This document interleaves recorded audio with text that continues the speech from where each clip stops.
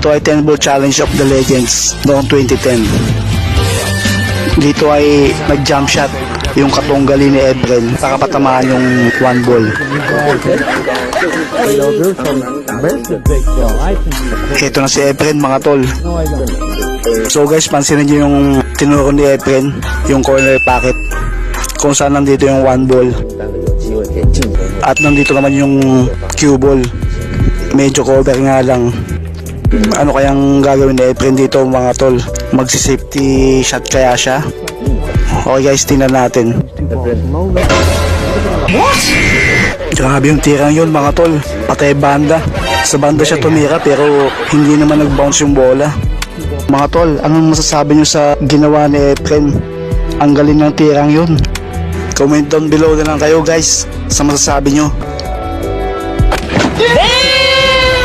Another one. Guys, pansinin nyo yung tira dito ni Efren. Isang bola na lang yung natitira sa mesa. Yung 10 ball na lang ang kailangan nilang ipasok. Guys, ano sa tingin nyo? Sumablay ba si Efren para ipasok ang 10 ball? O sinadya niya talagang itapat ang 10 ball sa side pocket? Big ball. I think he hit it anyway. No, I don't.